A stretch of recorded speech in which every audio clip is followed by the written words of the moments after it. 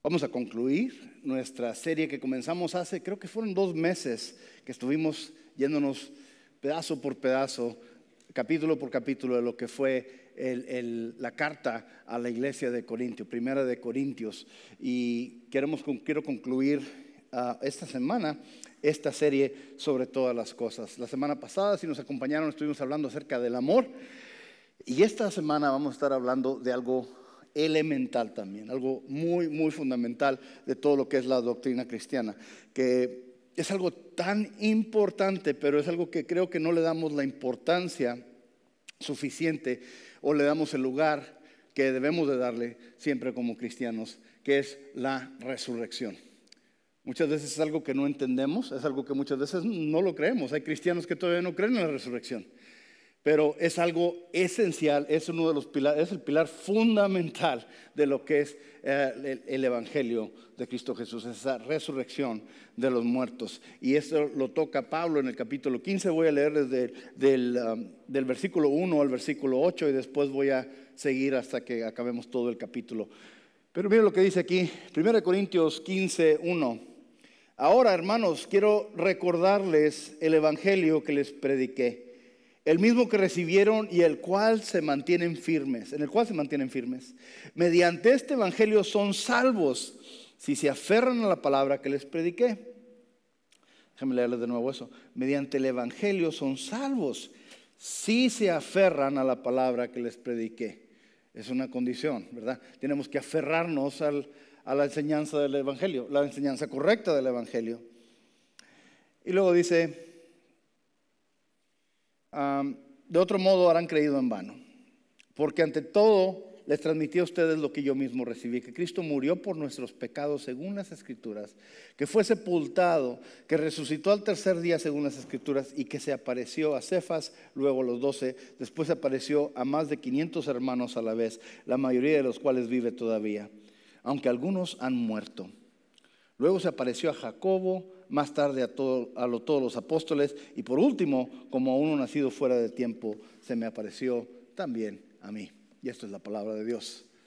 Espíritu de Dios vivo, dame dirección, dame gracias, Señor. Unge esta prédica, Señor Padre, que no sea nada más repetir conocimiento y entendimiento, Señor humano, pero que sea una demostración de tu Espíritu Santo, que sea un despliegue de tu poder y de tu fuerza, Señor Padre, que transforme los corazones y las vidas aquí presentes. Que tú, Señor Padre, nos ayudes a comprender, entender, a digerir, Señor Padre, este fundamento tan importante que es la resurrección. En tu santo nombre lo pedimos, Señor. Amén y amén. Pueden tomar asiento, mis hermanos. Algo interesante, creo que les había dicho que la carta a los Corintios, bueno, casi todas las cartas que escribió Pablo son cartas de corrección.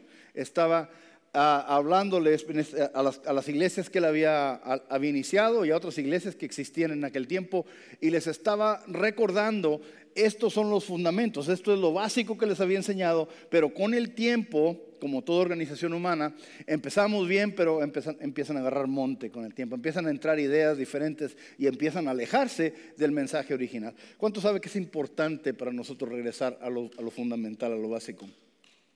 Muchas veces una persona que ya tiene experiencia haciendo ciertas cosas, es muy fácil hacer las cosas ya en piloto automático, como quien dice, y muchas veces nos olvidamos de lo más importante, de lo fundamental, y nos enfocamos en cosas que no debemos enfocarnos.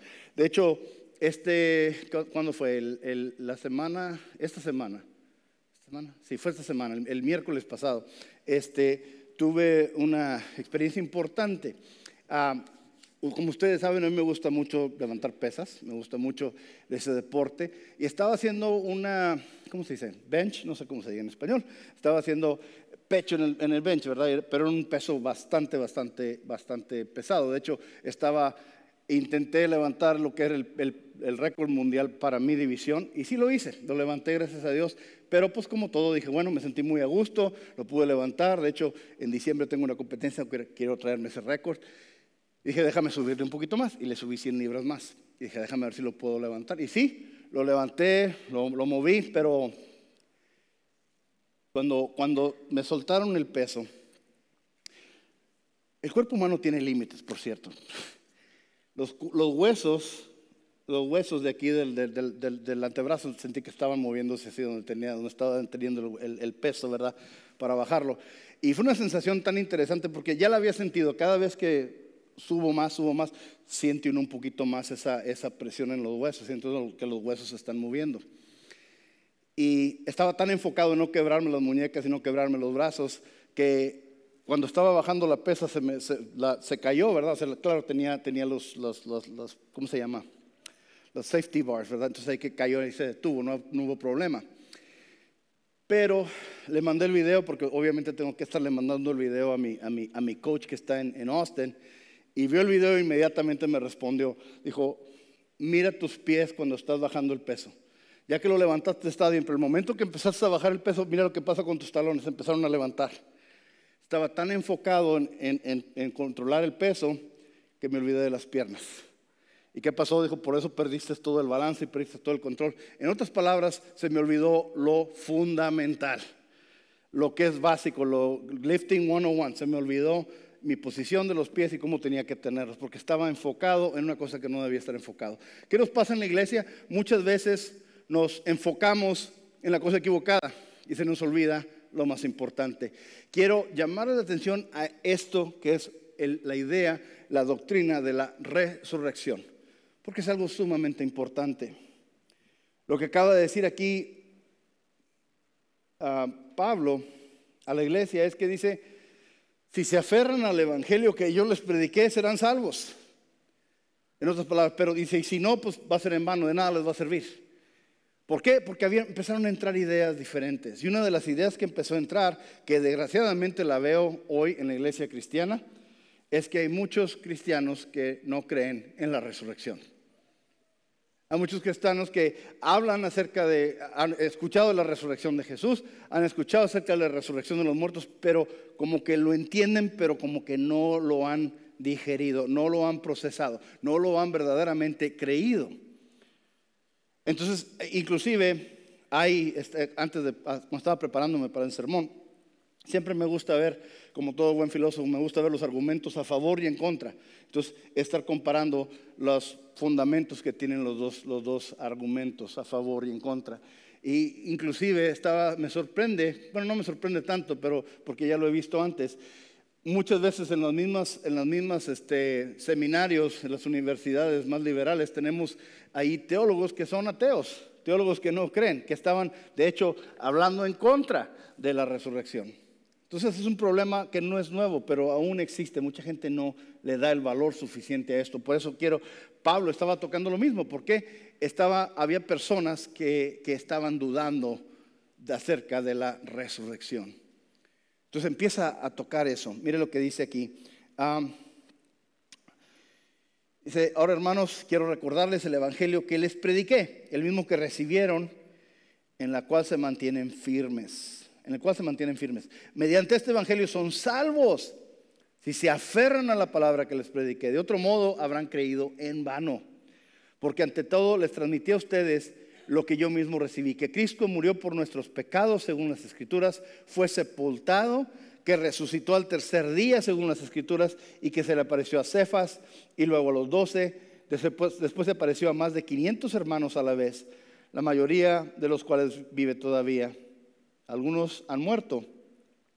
Luego se apareció a Jacobo, más tarde a todos los apóstoles, y por último, como uno nacido fuera de tiempo, se me apareció también a mí. Miren lo que está diciendo Pablo. Dice que Cristo resucitó, lo está afirmando. Está diciendo, Cristo resucitó. No hay cuestión, no hay pregunta, Cristo resucitó. Dice, se le apareció a Cefas, se le apareció a los 12, y luego inclusive dice, se le apareció a un grupo de más de 500 personas. Muchos de ellos todavía viven.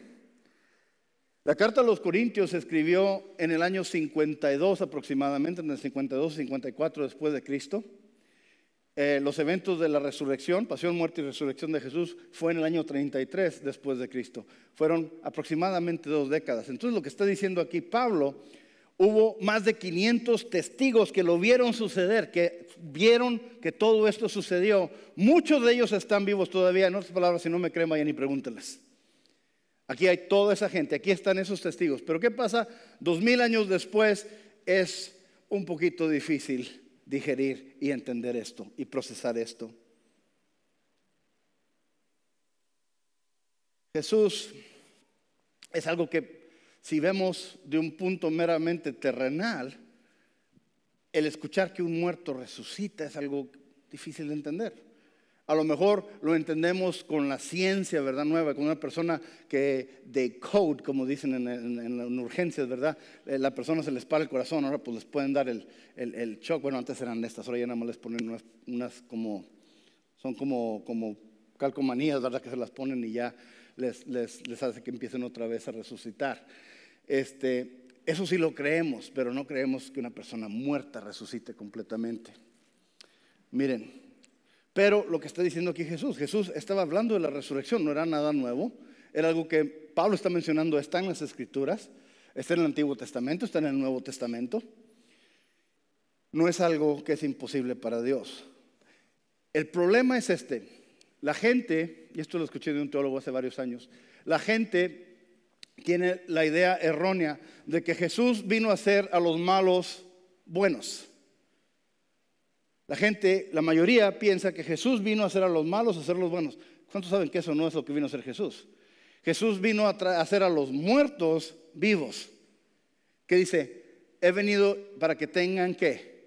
Vida, y vida en abundancia. Vida, la palabra zoe en el griego está hablando de la vida plena, vida absoluta, la vida tal y como la diseñó el Señor en el principio. Eso es lo que está hablando aquí Jesús. Él vino a traernos vida, no a traernos bondad, a hacernos buenos. No, vino a traernos vida a los que estábamos muertos. Miren, inclusive, ¿se acuerdan cuando Jesús está diciéndole a varios, ven y sígueme, ven y sígueme, ven y sígueme? Y uno le dijo, Señor, sí te sigo, pero tengo que ir a enterrar primero a mi padre. ¿Se acuerdan lo que le contestó Jesús? Deja que los muertos entierren a los muertos. ¿De qué estaba hablando Jesús? No estaba hablando de zombies, ¿verdad? Obviamente estaba hablando de muertos que estaban viviendo, pero no tenían esa relación con Dios. Se habían olvidado, se habían alejado de la fuente de vida. Y es lo que nos hace. ¿Qué es lo que nos separa de Dios? El pecado. ¿Cuál es la paga del pecado? La muerte. Ya habíamos dicho eso. Ya les había explicado cómo la ley, cuando nosotros nos aferramos a la ley, todos hemos roto la ley, todos la hemos quebrantado. ¿Cuántos han echado mentiras? ¿Cuántos han robado? Aunque sea un lápiz. ¿Cuántos no han honrado a sus padres? ¿Sí? Acuérdense, romper la ley no es de que, bueno, la rompí un poquito. No. Es como, o estás embarazada o no estás embarazada, ¿verdad? Es algo de que o lo rompes o no lo rompes, o tienes vida o tienes muerte, así de sencillo. No es de que nada más la rompí un poquito. Bueno, pues te vas a morir un poquito. Te vas a ir al infierno un poquito. Acuérdense, es algo muy, muy importante que tenemos que entender. Mire, Jesús estaba hablando de la resurrección. Y Jesús clama unas cosas y hace unas ¿cómo le diré? Clama cosas que son muy fantásticas, ¿verdad? Pero ¿cuántos saben que siempre la respaldó? Todas las cosas que dijo Jesús, las respaldó. Por más fantásticas que se escucharan, la respaldó. Fue C.S. Lewis, uno de los escritores, yo diría una de las mentes más brillantes del siglo XX, que dijo, Jesús o era un charlatán o era exactamente quien decía que él era, el Hijo de Dios. Dice, pero tenemos la evidencia de que lo es porque todo lo que dijo lo respaldó con hechos. Miren lo que dice en Juan 11:21. Vemos la historia de su amigo Lázaro. Ya les he hablado de esa historia, ya la conocen muy bien. La historia de Lázaro. Lázaro era muy amigo de Jesús, ¿verdad? Muy amigo de Jesús. Y cuando oyó Jesús que Lázaro estaba enfermo, Jesús todavía se quedó en el lugar donde estaba unos días más. Y Jesús les dice a los discípulos, nuestro amigo Lázaro está enfermo. Dicen, pues está enfermo, pues qué mala onda, ¿verdad? Esa es la traducción mía, ¿verdad? Y luego dice Jesús, nuestro amigo Lázaro se ha dormido, pero voy a levantarlo, voy a despertarlo. Y los discípulos, no les cae el 20 todavía, ¿verdad? Pensaban que Jesús estaba hablando de sueño natural. Y dicen, pues si está dormido significa que se está mejorando. Qué bueno, para que descanse. Y Jesús dice, Lázaro está muerto. Y se empiezan a dirigir hacia el lugar donde estaba este hombre. Juan 11:21 dice, cuando llegó Jesús, Marta, una de las hermanas de él, Marta y María, lo reciben, pero Marta, una de las que lo recibe, le dice esto. Por cierto, las dos le dicen lo mismo. Señor, le dijo Marta a Jesús, si hubieras estado aquí, mi hermano no hubiera muerto.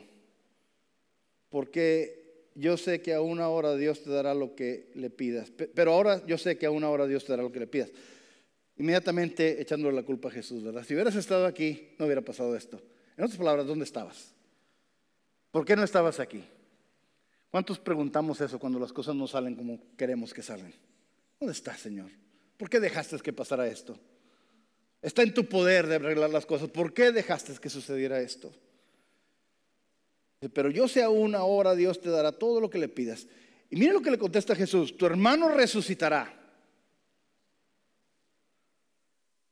Y mira la contestación de él: yo sé que resucitará la resurrección en el día final, respondió Marta. Claro que en ese entonces no tenían emojis, no tenían nada, pero me imagino que el emoji que hubiera puesto es el monito con los ojos así para arriba, ¿verdad? Como que yo sé que va a resucitar un día, pero, o sea, como que se oyó un poquito vacío lo que estaba diciendo, ¿no? Porque ella estaba respondiendo. Le digo a mis alumnos muchas veces, no puedes responder una pregunta emocional con lógica, o una pregunta lógica con emociones. Tienes que ver qué es lo que te está preguntando la persona verdaderamente. Ella quería ver a su hermano vivo. Y por eso dice, yo sé que resucitará en los últimos días, respondió Marta. Entonces Jesús le dijo, miren, yo soy la resurrección y la vida. Pongan atención. Yo soy la resurrección y la vida. El que cree en mí, ¿qué dice? Vivirá aunque muera.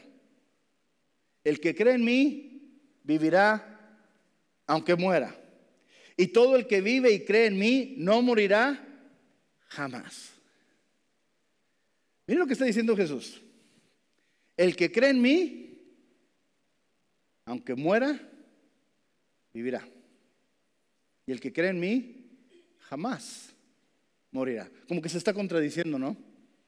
Como que baja el cero y no contiene. ¿Cómo que aunque muera, pues, ¿por qué se va a morir? Si va a vivir, o sea, no lo entiendo. Si lo vemos de una cosa meramente terrenal, no tiene sentido lo que está diciendo Jesús. No tiene sentido absoluto lo que está diciendo Jesús. Pero Jesús no está hablando de cosas terrenales, ¿verdad? ¿Qué le dice Nicodemo? Si te hablo de cosas terrenales y no me entiendes, ahora ¿qué pasará si te hablara de cosas espirituales? ¿Qué es lo que dice en Jeremías 33:3? Clama a mí y yo te responderé y te enseñaré cosas grandes y maravillosas que tú aún no entiendes, que no conoces. Ginosko en el griego, que no entiendes, que no conoces. Dice, yo soy la resurrección y la vida. El que cree en mí vivirá aunque muera. Y todo el que vive y cree en mí no morirá jamás. Lo que está diciendo Jesús aquí se está poniendo en una situación que, ¿cómo le vamos a creer? Pues está diciendo algo que verdaderamente no tiene sentido. Nadie ha visto a alguien levantarse de entre los muertos. Nadie ha visto algo así, que una persona que esté muerta se levante. Es algo difícil de entender, pero Jesús lo está diciendo. Y no está diciendo se van a resucitar en el espíritu, o sea, se van a resucitar, punto. Una resurrección física, no es una resurrección espiritual como muchos pensaban. Porque si decimos es una resurrección, Jesús dice voy a hacer la resurrección o voy a resucitar de una manera espiritual, pues no podemos ver los espíritus. ¿Cómo vamos a poder? Pues sí se resucitó. O sea, no, claro que no. Los musulmanes dicen que Jesús, si usted lee el Corán, dicen que Jesús no se murió en la cruz, nada más se desmayó. Y que por eso no. Imagínense cuando se presentan los apóstoles y si nada más se desmayó y venía después de una crucifixión romana, venía arrastrándose y sangrando y todo, ¿le iban a creer que resucitó? Obviamente no. Miren, yo soy la resurrección y la vida. El que cree en mí vivirá aunque muera. Y todo el que vive y cree en mí no morirá jamás. Sí, Señor, yo creo que tú eres el Cristo, el Hijo de Dios, el que había de venir al mundo. El que cree en mí jamás morirá. Muchas veces no entendemos esto.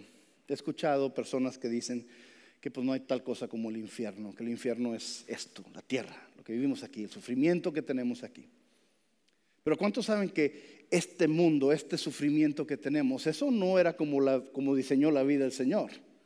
Lo que estamos viviendo, los problemas, las dificultades, es el resultado de algo que sucedió en el jardín hace mucho tiempo.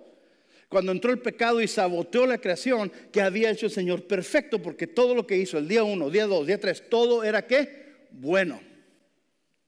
Pero cuando entró el pecado, eso nos separó de Dios y entró toda esa corrupción en nuestra forma de ser, nuestra forma de pensar. ¿Por qué? Porque ya no dependíamos de Dios, ya nos quisimos independizar de Dios y nosotros decidir lo que estaba bien y lo que estaba mal. Y todavía el mundo de hoy sigue en el mismo problema. Queremos nosotros decidir lo que está bien y lo que está mal, aparte de lo que dice la palabra de Dios. ¿Qué es lo que le dice Satanás? Cuando comas de la fruta se te abrirán los ojos y serás como Dios, conociendo el bien y el mal. ¿Y qué pasó? Todo se hizo relativo. Ya nada era absoluto. Y estamos ahorita cegando en la cosecha de esto. Decimos que el mundo es el infierno, mis hermanos. El infierno no podemos ni empezar a imaginarnos lo que es el infierno. Cuando dice Señor, he venido para que tengan vida y vida en abundancia, no está hablando de esta vida, está hablando de la vida que debe ser, esa vida absoluta, esa vida para siempre, eterna, en abundancia. No es nada más 10 décadas, 8 décadas. Está hablando de la eternidad. Entonces, ¿qué es lo que dice? Escuché la muchacha que estaba hablando ahorita, su mamá, Becky, esta Donna Blanchard, dijo esto. Si naces una vez, te vas a morir 2 veces. Si naces 2 veces, vas a morir una vez. La mayoría de ustedes están como, ¿what? Déjeme explicársela. ¿Qué es lo que dice Jesús? Cuando está hablando con Nicodemo, dice, al menos que nazcas de nuevo, no podrás ver el reino de Dios. Y le pregunta a Nicodemo, eso está en el 3er capítulo de Juan, ¿qué puede hacer un adulto? ¿Entrar de nuevo al vientre de su madre para nacer de nuevo? Y le dice Jesús, dije, estoy hablando del espíritu. La carne hace que nazca la carne, el espíritu hace que nazca, lo que es del espíritu nace del espíritu. Al menos que nazcas de nuevo, no vas a poder entrar al reino de Dios. Nacer 2 veces. Nacemos 2 veces. Nacemos físicamente y nacemos espiritualmente cuando nos entregamos a Cristo. Ese es el nacer de nuevo. Si nacemos 2 veces, vamos a morir una vez. La muerte física. ¿Cuántos saben que todos nos vamos a morir físicamente? Disculpen las malas noticias. Pero ninguno nos vamos a salir de aquí vivos. Vamos a morir, la muerte física, pero después de la muerte física, la Biblia habla de la segunda muerte. ¿Cuál es esa? El infierno. El infierno. Así como hay un infierno. Entonces, si nada más nacemos una vez y vivimos en la carne y no nos entregamos a Cristo, no obedecemos a Cristo, entonces ¿qué? Vamos a morir 2 veces. La muerte física y la muerte espiritual, apartados de la presencia de Dios. Si nacemos 2 veces, en carne y en espíritu, morimos una vez, ¿sí? Entonces, es lo que vino a hacer Jesús, vino a darnos vida y vida en abundancia. Entonces, Él empieza a hablar de resurrección y le dice a la hermana, le afirma, tu hermano resucitará. Más adelante, Jesús llega a la tumba donde estaba Lázaro. Acuérdense, Jesús ya les había a los discípulos, Lázaro se ha dormido, pero voy a ir a levantarlo, voy a ir a despertarlo. Jesús ya sabía lo que iba a hacer. Jesús conocía la condición en la que estaba Lázaro. Dice la Biblia, mi esposa siempre nos dice, tenemos que aprendernos versículos bíblicos, que estoy completamente de acuerdo con ella, ¿verdad? Y ahí tenemos versículos bíblicos en toda la casa para memorizarlos, para que los niños se los aprendan. Porque ¿cuántos se han memorizado versos de la Biblia? Y cuando vienen los problemas empiezan a salir. Y me acuerdo, sí, vamos a empezar con uno facilito. Juan 11:35. Es el más cortito de toda la palabra de Dios. Jesús lloró. Ese es 11:35. Jesús lloró. Y eso está en el contexto de Lázaro. Cuando llega a la tumba, Jesús está llorando. Mi pregunta, y muchos dicen, es que era muy amigo de Lázaro, es que quería mucho a Lázaro, es que está viendo que Lázaro se murió. Mis hermanos, si Jesús es omnisciente, Él sabía que iba a levantar a Lázaro de los muertos. Entonces, ¿por qué estaba llorando? No era tanto porque estaba viendo que Lázaro se murió. Creo que más que nada era porque estaba viendo la condición humana, lo que nos había hecho el pecado, en lo que habíamos quedado. Y no estaba llorando solamente por Lázaro, sino por todos nosotros. Jesús lloró. Y luego, miren lo que pasa. Versículo 38. Seguimos en el 11 de Juan. Conmovido una vez más, Jesús se acercó al sepulcro. Era una cueva cuya entrada estaba tapada con una piedra. Quiten la piedra, ordenó Jesús. Marta, la hermana del difunto, objetó: Señor, ya debe oler mal, pues lleva 4 días allí. 4 días sepultado. Ya el estado de descomposición del cuerpo estaba bastante avanzado, especialmente en el calor de lo que es esa área del mundo. Y en esa situación ahí llegó Jesús. Dice: quiten la piedra. Y ella dice: no hagas esto, Señor. Pero miren lo que le responde Jesús ahí. ¿No te dije, si crees, verás la gloria de Dios? ¿Cuántos creen? ¿Cuántos creen? No te dije que si crees, verás la gloria de Dios. Le recordó las palabras de la conversación anterior que tuvo con ella. Tu hermano resucitará. Y le hace una pregunta muy importante, que le hago la pregunta a usted también. Dice: ¿crees esto? Mi pregunta para cada uno de ustedes es lo mismo. ¿Crees esto? ¿Crees que habrá esa resurrección? Y le dice: ¿no te dije que si crees verás la gloria de Dios? Le contestó Jesús. Entonces quitaron la piedra. Jesús, alzando la vista, dijo: Padre, te doy gracias porque me has escuchado. Ahora, pongan atención especial al versículo 42. Yo sabía que siempre me escuchas, pero lo dije por la gente que está aquí presente, para que crean que tú me enviaste. ¿Para qué levantó Jesús a Lázaro de entre los muertos? ¿Para beneficiarse él? ¿Para beneficiar a Lázaro? Si Lázaro está muerto y él conocía a Cristo y tenía la esperanza en Cristo, él iba a estar en el cielo. ¿En qué le iba a beneficiar a Lázaro? Pero aquí estamos viendo en la oración, cuando dice Jesús: ¿para el beneficio de quién? Para todos los que estaban ahí presentes. Acuérdense, si usted empieza a leer ese capítulo, dice que llegaron muchas personas. Fariseos, saduceos, llegaron maestros de la ley, llegaron todo tipo de gente a darle el pésame a la familia. Y ahí, cuando tenía toda esa audiencia, ahí es donde está diciendo Jesús: lo voy a hacer esto, ¿para qué? Para que todos los que estén aquí crean que yo soy tu hijo. Para que crean que yo soy la resurrección, que yo tengo esa autoridad, que yo tengo ese poder. ¿Sí? Dicho esto, gritó con todas sus fuerzas: Lázaro, sal fuera. El muerto salió con vendas en las manos y en los pies, y el rostro cubierto con un sudario. Quítenle las vendas y dejen que se vaya, les dijo Jesús. Muchas personas dicen: bueno, pues no sabemos si esto fue cierto o no. O sea, eso lo escribió, el hombre escribió las escrituras. Pues obviamente no lo iba a escribir una máquina, o sea, obviamente lo iba a escribir un hombre. Pero ¿quién estaba influyendo al hombre? ¿Quién estaba guiando al hombre? ¿Quién estaba inspirando? El Espíritu Santo. La palabra nos dice claramente que toda palabra, toda escritura es que inspirada por el Espíritu Santo. Ahora, para los que no creen lo que dice la palabra de Dios, vámonos a algo extra bíblico. Lázaro se murió, y si usted ve el último pedacito de la escritura de ese pasaje, empiezan a sentarse los fariseos y los saduceos y empiezan a decir esto: ok, ¿qué vamos a hacer? Porque ahora toda la gente va a escuchar a Jesús, ya no nos van a escuchar a nosotros. Van a escuchar a Jesús, van a hacerle caso a Él, lo van a seguir a Él, y a nosotros ya no nos van a hacer caso. Y entonces, en vez de regocijarse por el tremendo milagro que hizo Dios, ¿qué hicieron? Se enojaron y planearon ahora matar a Jesús y matar a Lázaro. Vieron que lo había resucitado y lo quieren matar otra vez, ¿verdad?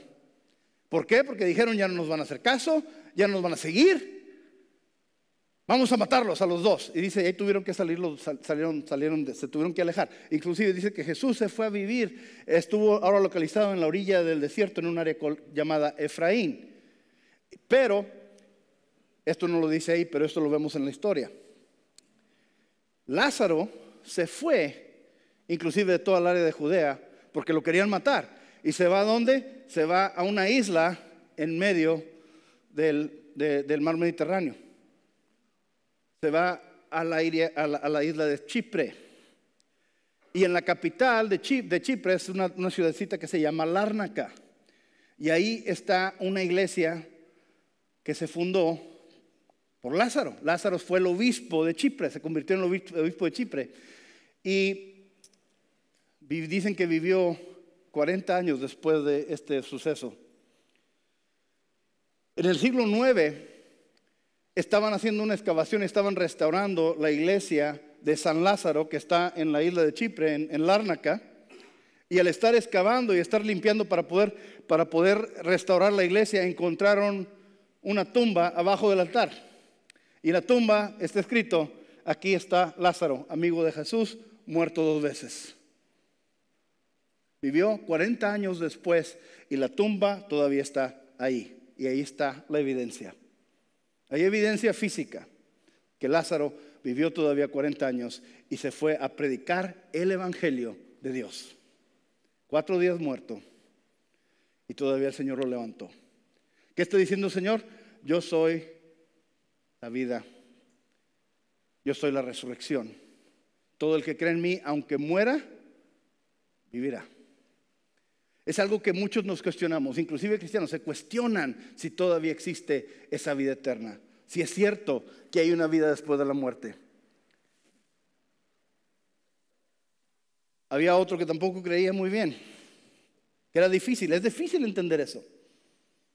Jesús habla de estas cosas, pero es difícil entenderlo. Jesús había estado diciendo a los discípulos que Él iba a resucitar y esto y lo otro, pero no lo digerían, porque se estaban dejando llevar por el mundo. Cuando Jesús resucitó, se le presentó a los discípulos, estuvo con ellos, comió. O sea, acuérdense, no es una resurrección espiritual, es resurrección física. Estuvo comiendo con ellos. Y la semana que se presentó, había uno que no estaba ahí, andaba afuera, era Tomás. ¿Cuántos se acuerdan de Tomás? Creo que hasta una canción le escribieron, ¿no? Tomás, no sé. Cepillín, ¿verdad?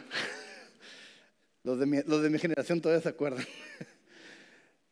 Tomás, no, ese era otro Tomás. Tomás, el discípulo, él no creía. ¿Cómo se acuerdan? Que él dudó, él no creyó que Jesús había resucitado. Tomás, al que apodaban el gemelo, Dídimus, y que era uno de los 12, no estaba con los discípulos cuando llegó Jesús. Así que los otros discípulos le dijeron: hemos visto al Señor. Y aquí es donde contesta Tomás: mientras no vea yo la marca de los clavos en sus manos y meta mi dedo en las marcas y mi mano en su costado, no lo creeré. Repuso Tomás. Y dijo: no es cierto. O sea, ¿cómo que se levantó entre los muertos? O sea, no tiene sentido. O sea, tendría que verlo para creerlo. A ver, tengo que tener evidencia.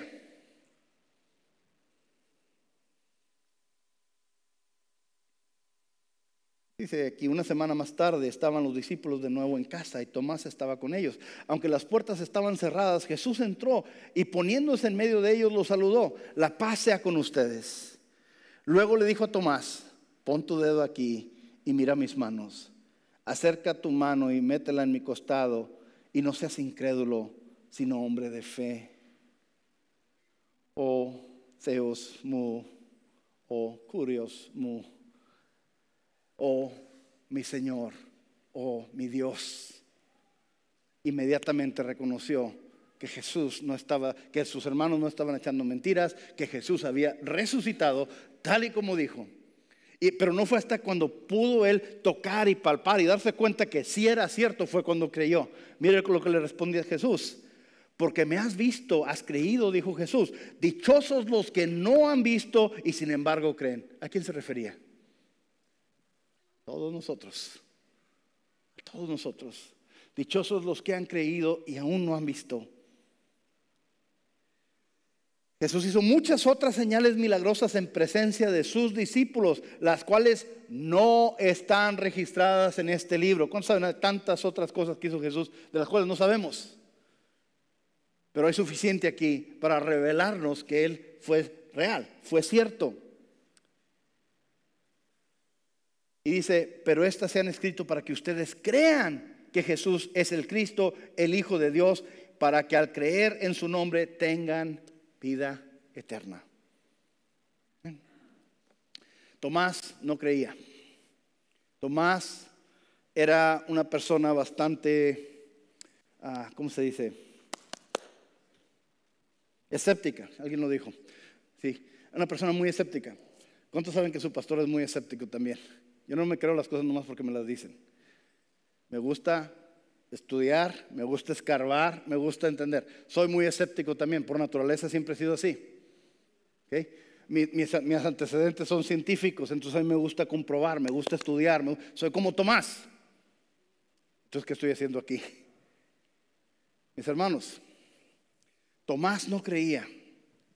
Pero lo que sabemos que no viene en la Biblia, esto también es histórico.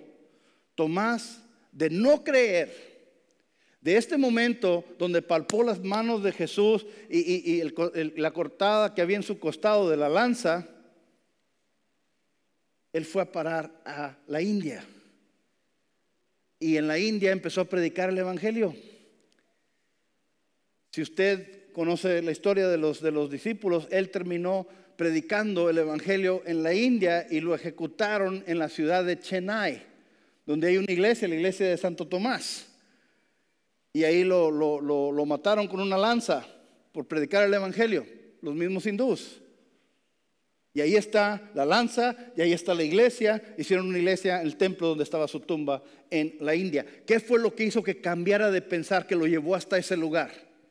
Vio a Cristo resucitado. ¿Qué hizo a cada uno de los apóstoles cambiar su punto de vista y hacer lo que hicieron? Pedro, todos ellos, inclusive cuando a Pedro lo crucificaron, dice que primero crucificaron a su esposa y después lo crucificaron a él por predicar el Evangelio. Pero que Pedro dijo, yo no soy digno de morir de la misma manera que murió el Señor, así es que les pidió que pusieran la cruz de cabeza. ¿Y por qué? ¿Qué los llevó a tener esa fuerza, ese poder, esa autoridad? Vieron a Cristo resucitado. Pedro, el mismo que le dio la espalda a Jesús y que lo negó varias veces a lo de los balazos. ¿Qué fue lo que cambió todo? Vieron a Cristo resucitado.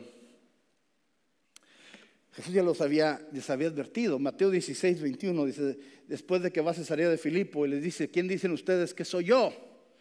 Y dice, Pedro es el que dice, tú eres el Cristo, tú eres el Hijo del Señor, de Dios vivo. Entonces él se revela con ellos como que él es el Mesías. Y desde entonces viene esto, miren, desde entonces comenzó Jesús a advertir a sus discípulos que tenía que ir a Jerusalén y sufrir muchas cosas a manos de los ancianos y de los jefes de los sacerdotes y de los maestros de la ley, y que era necesario que lo mataran y al tercer día, ¿qué? Resucitaría. Estaba hablando, ya se estaba diciendo, me van a matar, me van a hacer esto, me van a hacer lo otro. Voy a morir y al tercer día voy a resucitar. Destruyan este templo y en 3 días lo reconstruiré. Una y otra vez estaba Jesús hablando de la resurrección. Si usted se va al Antiguo Testamento, vemos ahí la resurrección. Lo vemos en Isaías, lo vemos en Salmos, lo vemos en diferentes lugares donde habla de la resurrección. No era nada nuevo, pero es difícil entenderlo. Ahora, ¿por qué es tan difícil creer esto? ¿Por qué es tan difícil entender y nosotros digerir la realidad de la resurrección? Porque como les digo, es el pilar fundamental de la iglesia. Entonces, ¿qué es lo que va a venir a atacar el enemigo? ¿Qué es lo que nos va a querer cegar? ¿Qué es lo que nos va a querer cerrar los ojos del enemigo? Ese pilar central de lo que es la doctrina. Mira lo que dice aquí en 1 Corintios 15, versículo 12. Es un poquito más adelante de lo que había leído. Es la evidencia más importante. Dice, ahora bien, si se predica que Cristo ha sido levantado de entre los muertos, ¿cómo dicen algunos de ustedes que no hay resurrección? Si no hay resurrección, entonces ni siquiera Cristo ha resucitado. Y si Cristo no ha resucitado, nuestra predicación no sirve para nada, como tampoco la fe de ustedes. Aún más, resultaríamos falsos testigos de Dios por haber testificado que Dios resucitó a Cristo, lo cual no habría sucedido si en verdad los muertos no resucitan. Porque si los muertos no resucitan, tampoco Cristo ha resucitado. Y si Cristo no ha resucitado, la fe de ustedes es ilusoria y todavía están en sus pecados. En este caso también están perdidos los que murieron en Cristo. Si la esperanza que tenemos en Cristo fuera solo para esta vida, seríamos los más desdichados de los mortales. Los más desdichados. En el griego seríamos dignos de lástima si esto no fuera cierto. Porque estaríamos predicando y enseñando mentiras. Lo cierto es que Cristo ha sido levantado de entre los muertos como primicias de los que murieron. De hecho, ya que la muerte vino por medio de un hombre, también por medio de un hombre viene la resurrección de los muertos. Se está refiriendo a Adán, el primer Adán y el segundo Adán. El primer Adán trajo muerte, trajo destrucción, trajo el infierno que vivimos aquí. El segundo Adán es Jesús, que trajo vida y vida en abundancia. Entonces dice, así como Adán, todos mueren, también en Cristo todos volverán a vivir, pero cada uno en su debido orden. Cristo las primicias, después cuando Él venga, los que le pertenecen. Entonces vendrá el fin, para cuando entregue el reino a Dios el Padre, luego de destruir todo dominio, autoridad y poder. Porque es necesario que Cristo reine hasta poner a todos sus enemigos debajo de sus pies. El último enemigo que será destruido es la muerte, pues Dios ha sometido todo a su dominio. Al decir que todo ha quedado sometido en su dominio, es claro que se incluye a Dios mismo, quien todo lo sometió a Cristo. Y cuando todo lo sea sometido, entonces los hijos del mismo se someterá a aquel que sometió todo, para que Dios sea en todos, todo en todos. Miren, lo que está diciendo aquí es algo muy importante. Si no hay resurrección, todo lo que estamos diciendo no es cierto.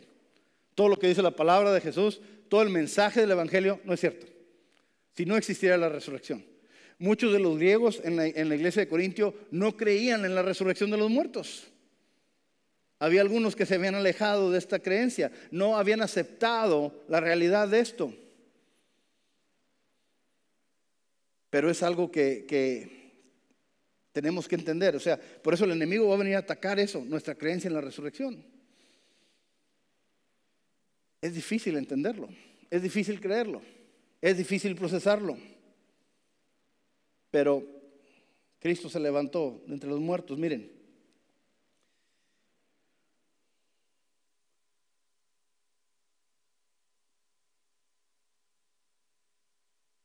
la razón por la que es difícil creerlo es porque no hemos visto muertos que se resucitan. Y aquí hay un pasaje en Lucas que me gusta mucho, porque creo que Jesús nos da como una foto, ¿verdad?, de lo que sucede después de la muerte. Y tiene a dos personas, tiene a dos personas muy importantes. Uno de ellos era un hombre rico. No sabemos cómo se llamaba, nada más sabemos que era un hombre rico. Un hombre rico. Interesantemente, las personas que se pierden, que no recibieron a Cristo, nada más escuchamos, era una persona así. No sabemos su nombre. Pero cada persona que se entrega a Cristo, que recibe al Señor, que vive para Él, conocemos su nombre.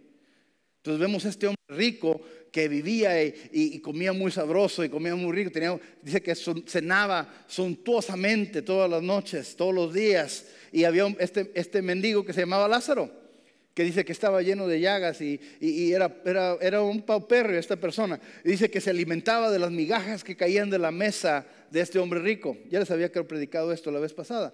En aquel entonces no había servilletas, agarraban el pan y con eso se lavaban las manos. Dice que era lo que comía este hombre, lo que quedaba, las sobras. Dice que después mueren y por alguna razón dice que Lázaro que era el mendigo, va a estar en la presencia del padre Abraham. Y el hombre rico va a un lugar de sufrimiento. Y que el hombre rico estaba bajo esa tortura y le dice al padre Abraham: manda a Lázaro para acá, que traiga agua para que me calme este sufrimiento que tengo. Y lo que le dice: ni tú puedes cruzar para acá, ni él puede cruzar para allá. Pero mire lo que le dice el hombre rico al padre Abraham. Versículo 27, esto está en Lucas 16, versículo 27. Él respondió: entonces te ruego, Padre, que mandes a Lázaro a casa de mi padre, para que advierta a mis 5 hermanos y no vengan ellos también a este lugar de tormento. Pero Abraham le contestó: ya tienen a Moisés y a los profetas, que le hagan caso a ellos. Mis hermanos, ¿qué tenemos nosotros? Tenemos a Moisés, a los profetas, el evangelio, la pasión, muerte y resurrección de nuestro Señor Jesús, y aún así no creemos. ¿Qué dice? Tienen a Moisés, que le hagan caso a ellos. Mire la respuesta. Versículo 30. No les harán caso, padre Abraham, replicó el rico. En cambio, si se les presenta uno de entre los muertos, entonces sí se arrepentirían. Abraham le dijo: si no le haces caso a Moisés y a los profetas, tampoco se convencerán, aunque alguien se levante de entre los muertos. ¿Qué pasa con la resurrección de Jesús? Muchos todavía no la creen. Muchos se burlan, se ríen, creen que no es cierto, creen que son fantasías. Aún con alguien que se levante entre los muertos, no lo van a creer.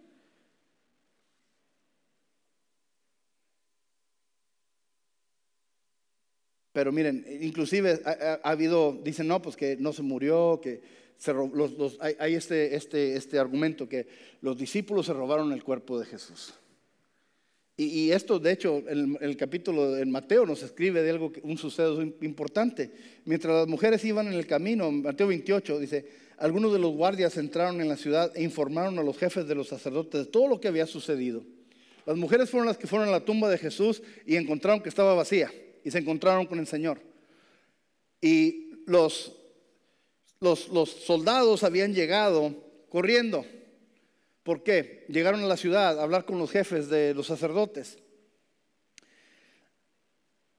Si usted conoce la palabra de Dios, los mismos fariseos, las personas que mandaron ejecutar a Jesús, sabían que Jesús estaba hablando de que iba a resucitar. Y ellos dijeron: inclusive en los evangelios dice: este charlatán había dicho que se iba a levantar de entre los muertos. Así es que para asegurarnos de que no nos vaya a seguir engañando, le piden a Poncio Pilato que mande una guarnición de soldados y que sellen la tumba para que nadie pueda entrar. Donde sepultaron a Jesús, sellaron la tumba. En otras palabras, pusieron la piedra que pesaba como 2 toneladas, pusieron esa piedra enfrente de la entrada y aparte pusieron cemento alrededor. Los romanos inventaron el cemento, cimentum, y luego aparte pusieron un sello con una cuerda con el sello de Poncio Pilato para que nadie tocara la tumba, y pusieron una guarnición de soldados afuera a cuidar al muertito, para que no hubiera nadie que fuera a interferir y empezar a decir cosas. Pero miren lo que pasa. ¿Cuántos saben que no importa qué impedimentos los hombres le pongamos a Dios, Él va a seguir adelante con su plan? ¿Amén? Mire, dice la palabra que cuando se levantó el Señor, cuando se movió la piedra, dice que los que estaban ahí, los soldados, se quedaron como muertos.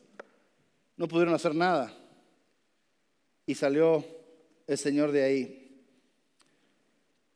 Después de reunirse estos jefes con los ancianos y de trazar un plan, les dieron a los soldados una fuerte suma de dinero y les encargaron: digan que los discípulos de Jesús vinieron por la noche y que mientras ustedes dormían se robaron el cuerpo. Y si el gobernador llega a enterarse de esto, nosotros responderemos por ustedes y les evitaremos cualquier problema. Y así que los soldados tomaron el dinero e hicieron como se les había instruido. Esta es la versión de los sucesos hasta el día de hoy ha circulado entre los judíos. Miren, primero que nada, vamos a desgajar esto. Que teniendo esa guarnición de soldados, tumba sellada. Dice que lo que iban ellos a decir es que nos quedamos dormidos. Y mientras estábamos dormidos llegaron los apóstoles y se robaron el cuerpo. Si estaban dormidos, ¿cómo se dieron cuenta quién se robó el cuerpo? Para empezar, ¿verdad? Ahora, en el ejército romano, si usted era un soldado y estaba, como dicen en el internet, you just had one job. You had one job. ¿Cuál era el trabajo? Cuidar la tumba. Tenían un trabajo, tenían una función, cuidar la tumba. ¿Y qué pasó? Se quedaron dormidos. Estaban admitiendo que se habían quedado dormidos. ¿Qué les iba a pasar? En aquel entonces no te daban una pink slip, ¿verdad? No te decían, ok, ya estuvo, vete para... No, te ejecutaban. Entonces estamos viendo aquí que verdaderamente pues, todo esto no tiene sentido. Primero que no se iban a dormir, porque eran soldados profesionales y sabían las consecuencias de hacer eso. Segundo, sabían que estaban diciendo que los apóstoles se robaron el cuerpo. ¿Cómo sabían si estaban dormidos? Bueno, si los apóstoles se hubieran robado el cuerpo, no sé si tenga aquí personas de los cuerpos policiales o personas que son investigadores.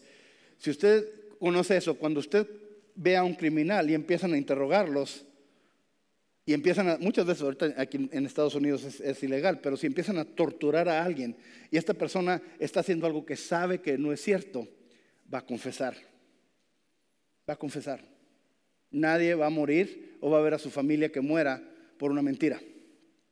Van a confesar. Lo que pasó aquí con todos los discípulos, si ellos se hubieran robado el cuerpo y esto fuera una farsa, ¿cuántos de ellos iban a morir predicando el evangelio por algo que ellos sabían que era una mentira? Eso no iba a suceder. Eso no iba a suceder. Ahora, si los romanos o los judíos se hubieran robado el cuerpo de Jesús y lo habían escondido en otro lado, entonces, ¿quién eran los que les querían callar la boca a los cristianos diciendo que Jesús había resucitado? Ellos mismos podían haber producido el cuerpo y dijeron, aquí está el cuerpo. La cosa es que la tumba estaba vacía. La cosa es que todo esto empezó. No hay forma de comprobar o decir que no, esto no pasó. La tumba estaba vacía. ¿Y qué sucede? Inclusive varios años después, Claudio, unos 5 años después, el emperador Claudio pone una nueva ley que la gente no tiene permiso de mover los cuerpos de una tumba, al menos que tengan permiso del gobernador. ¿Por qué instituyeron esa ley? ¿Por qué? Porque empezó a crecer el cristianismo, empezó a crecer este mensaje de la resurrección. Entonces los romanos querían contrarrestar eso y no sabían cómo callarlos. Vemos aquí la veracidad. Y esos son unas de muchísimas otros argumentos que hay. Si no me creen, les recomiendo que vayan a leer el trabajo del doctor Gary Habermas de Liberty University. De hecho, me gustaría ir a estudiar con él. Él es uno de los expertos en todo lo que es la evidencia de la resurrección. Tremendo, tremendo hombre de Dios. Gary Habermas de Liberty University en Virginia. La resurrección sucedió. Pero bueno, me acusan de ser demasiado teológico, pero pues, si vos estudias la clase de matemáticas, ¿de qué van a hablar? Hablar de problemas, ¿verdad? Bienvenidos a la iglesia. Entonces quiero decirles esto. ¿Para qué resucitó Jesús? ¿Cuál fue el propósito de la resurrección del Señor? ¿Verdad? Esto es a lo que voy. Para que usted y yo creamos que Él es el Mesías. Y la resurrección del Señor nos garantiza a usted y a mí nuestra resurrección. Amén. Déjame decirle a este grupo de acá. Si Jesús él resucitó, lo que nos garantiza a usted y a mí es que usted y yo vamos a resucitar. Amén. Amén. Vamos a resucitar. Es esa vida eterna. Esa vida eterna que nos prometió. Él está diciendo, no estoy resucitando a Lázaro por mí, no lo estoy resucitando por él. Estoy resucitando para que todos crean quién soy yo. Para que todos crean que lo que digo es verdad. Para que todos crean en mí y tengan vida eterna. Miren lo que dice aquí Pablo. 1 Corintios, el último pedazo del pasaje de este capítulo. Les declaro, hermanos, que el cuerpo mortal no puede heredar el reino de Dios, ni lo corruptible puede heredar lo incorruptible. Fíjense bien en el misterio que les voy a revelar. No todos moriremos, pero todos seremos transformados. En un instante, en un abrir y cerrar de ojos, al toque final de la trompeta, pues sonará la trompeta y los muertos resucitarán con un cuerpo incorruptible y nosotros seremos transformados. Porque lo corruptible tiene que revestirse de lo incorruptible y lo mortal de la inmortalidad. Cuando lo corruptible se revista de lo incorruptible, lo mortal de inmortalidad, entonces se cumplirá lo que está escrito: la muerte ha sido devorada por la victoria. ¿Dónde está, oh muerte, tu victoria? ¿Dónde está, oh muerte, tu aguijón? El aguijón de la muerte es el pecado y el poder del pecado es la ley. Pero gracias a Dios que nos da victoria por medio de nuestro Señor Jesucristo. Por lo tanto, mis queridos hermanos, manténganse firmes e inconmovibles, progresando siempre en la obra del Señor, conscientes de que su trabajo en el Señor no es en vano. ¿Qué está diciendo aquí Pablo? Hay vida más después. Cristo viene por su iglesia. Antes de seguir más adelante, quiero nada más darle este testimonio.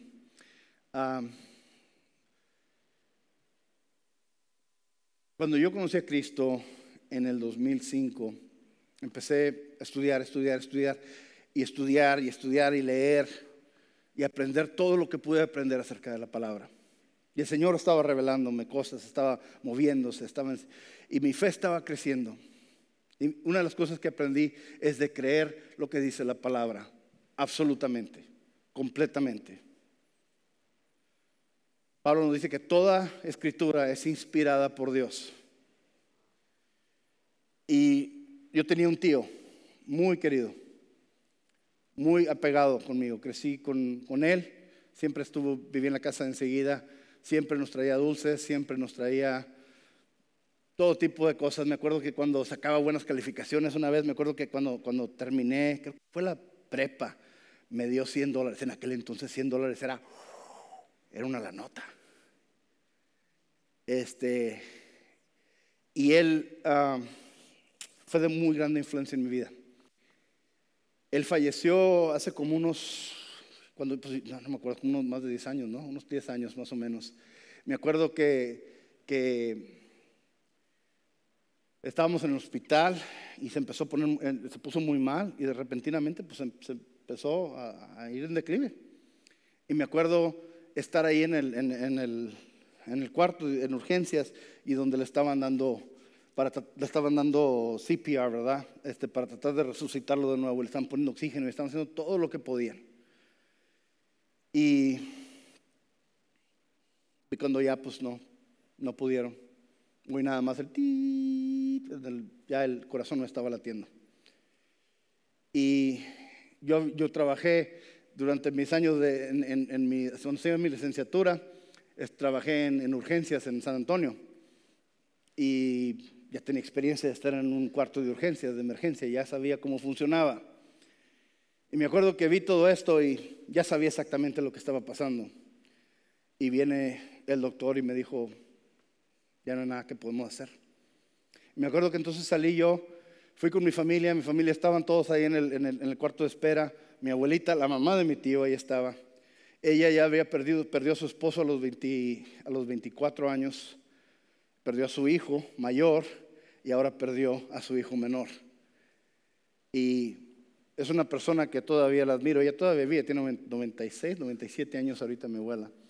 Una de las personas más fuertes que conozco.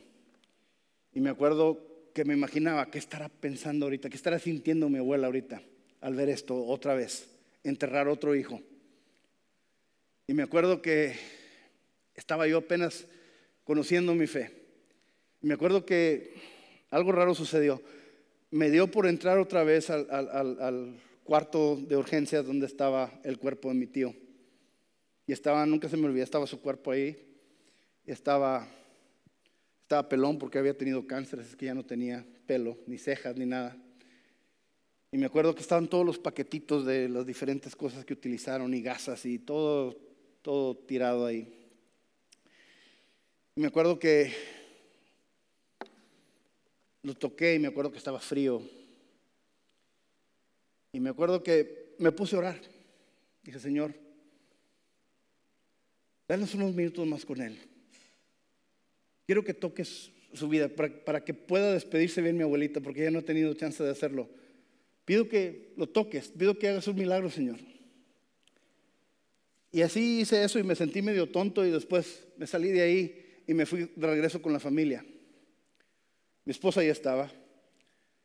Y al momento viene el doctor con los ojos así. Nos dice, su corazón empezó a latir de nuevo. No sabemos qué pasó, vamos para allá. No sabemos cómo, pero está vivo. Me acuerdo que toda la familia fuimos para allá. Mi abuela estuvo con él. Se alcanzó a estar con él, tomó su mano y todo. Él todavía no estaba consciente. Y estuvo ahí como media hora y después ya se fue. Mis hermanos, no fui yo el que lo levantó, fue el Señor el que lo hizo. No sea y le digo esto, ¿sabe lo que hizo eso para mi fe? Yo todavía no tenía ni entendido de que iba a ser pastor, iba a ser nada. No. El Señor estaba, yo creo que el Señor lo que hizo fue para consolar a mi abuela, pero también al mismo tiempo estaba forjando mi fe. Cuando hablamos de resurrección, mis hermanos, y estoy aquí hablándoles de la resurrección, es porque yo lo he visto con mis propios ojos. No me lo han contado, no me han dicho, les digo, soy una persona sumamente escéptica. A lo mejor soy como Tomás, que tuvo que tocar, tuvo que ver. Pero mis hermanos, yo busqué, pregunté, vi y lo he visto y les puedo testiguar que eso es cierto. La resurrección es real. El Señor se mueve. Él tiene autoridad sobre todas estas cosas.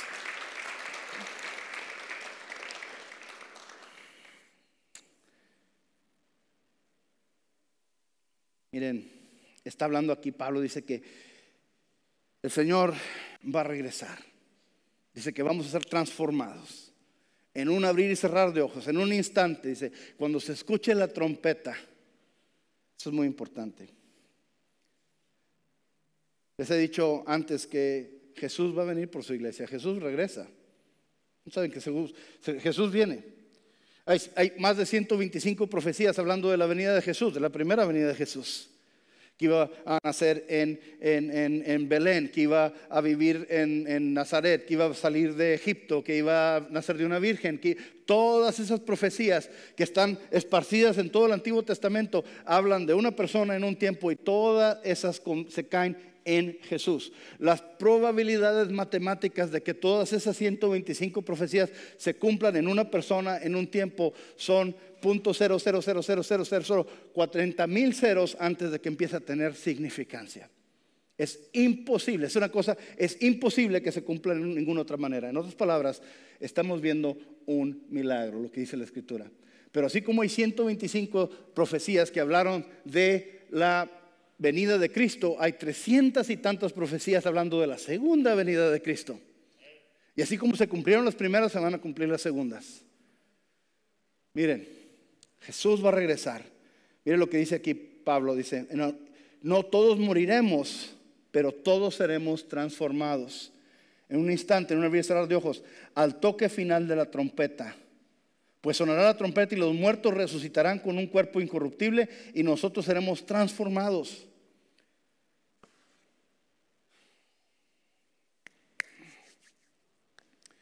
Lo que está diciendo aquí que cuando regrese Jesús, los que morimos, los que hayamos muerto, creyendo en Él, vamos a resucitar. Los que estemos aún vivos, vamos a ser transformados y vamos a ser levantados con Él. ¿Okay? Pero dice, no todos moriremos, pero todos seremos transformados. ¿Cuándo va a venir el Señor? Nadie sabe. Él dice que ni los ángeles, ni el Hijo, solamente ¿quién sabe? El Padre sabe. Y déjenme explicarles por qué la trompeta y todo eso. Si usted entiende cómo funciona o el compromiso y la boda y la consumación de una boda judía, entonces entendemos todo perfectamente. ¿Cuántos han escuchado que el novio es Jesús y la novia es la iglesia? ¿Sí? Miren, en una boda judía lo que hacían era esto.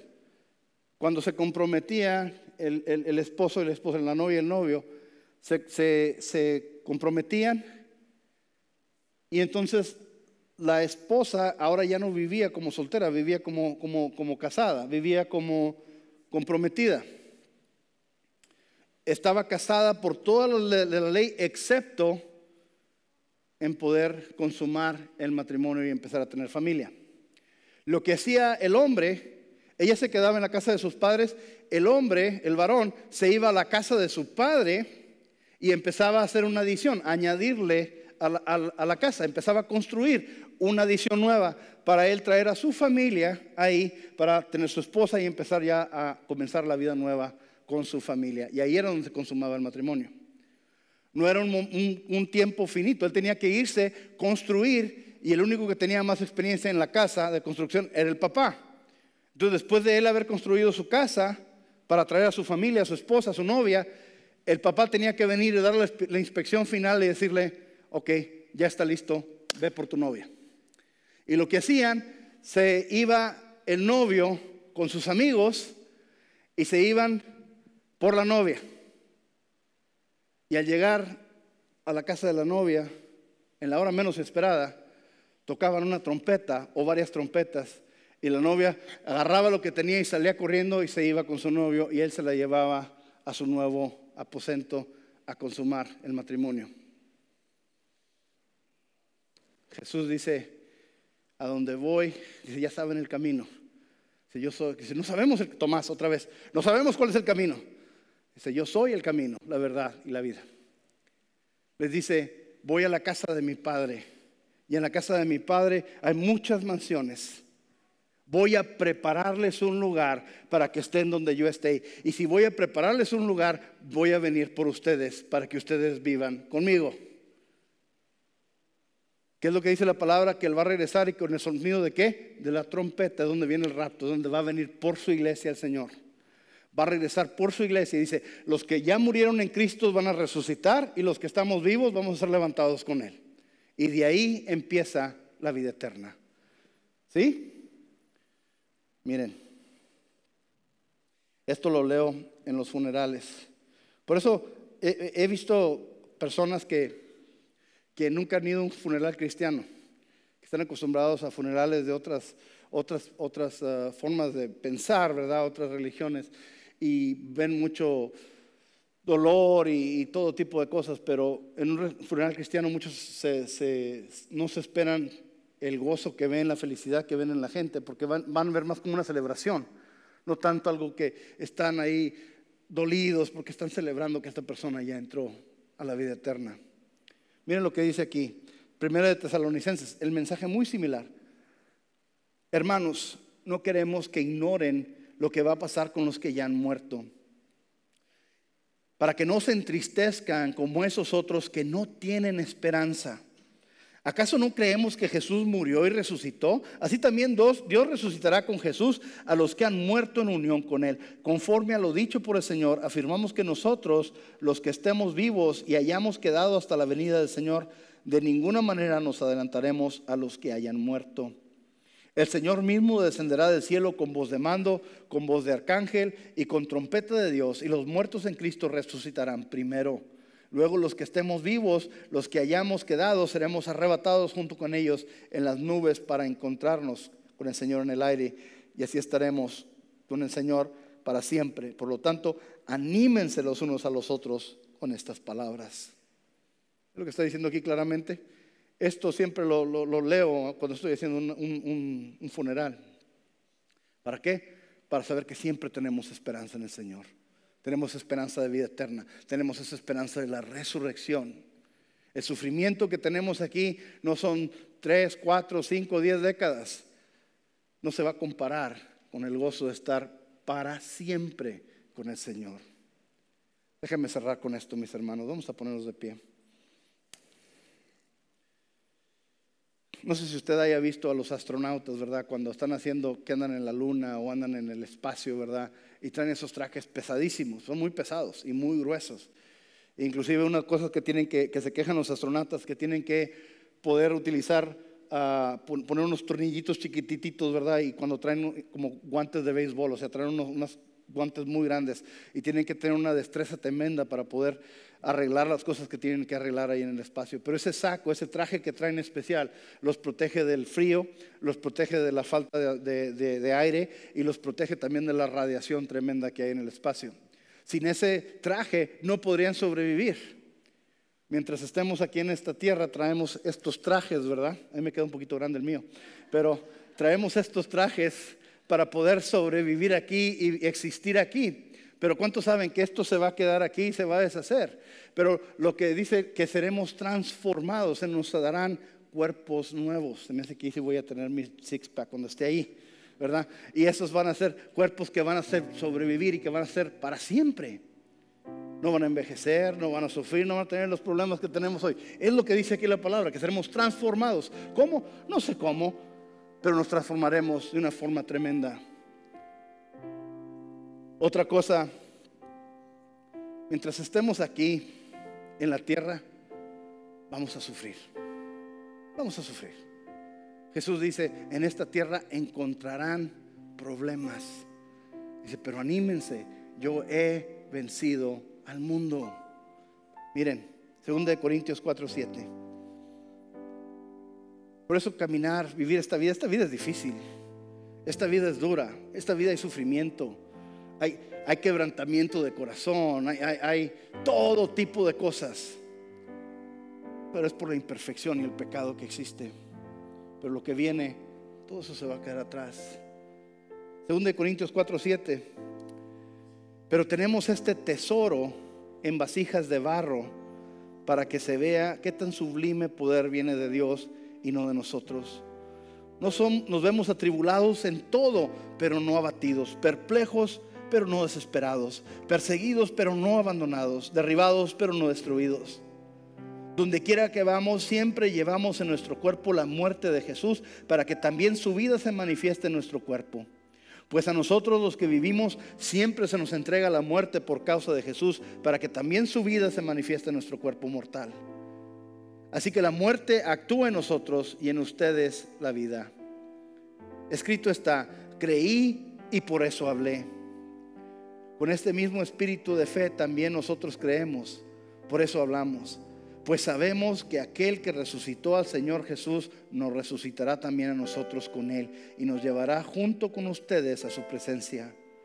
Todo esto es por el bien de ustedes, para que la gracia que está alcanzando a más y más personas haya abundar la acción de gracias para la gloria de Dios. Por lo tanto, no nos desanimemos. Al contrario, aunque por fuera nos vamos desgastando, por dentro nos vamos renovando día tras día. Pues los sufrimientos ligeros y efímeros que ahora padecemos producen una gloria eterna que vale muchísimo más que todo sufrimiento. Así que no nos fijamos en lo visible, sino en lo invisible, ya que lo que se ve es pasajero, mientras lo que no se ve es eterno. Es lo que está diciendo aquí Pablo. Mientras estemos aquí en la vida, somos como unos jarritos de barro que nos va a afectar todo, nos va a afligir todo, pero lo que llevamos dentro es lo más importante, y es el Espíritu de Dios. Y ese mismo Espíritu de Dios que levantó a Jesús de entre los muertos nos va a levantar también a nosotros. Esa es la importancia de la resurrección.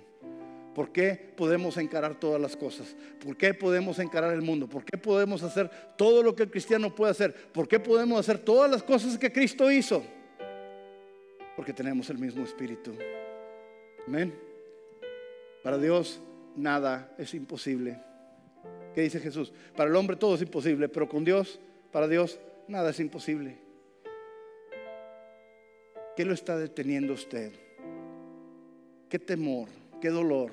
¿Qué dificultad se le está atravesando para que usted llegue a alcanzar lo máximo que el Señor le dio? Usted pueda maximizar el potencial que el Señor puso en su vida. Si nada es imposible con el Señor.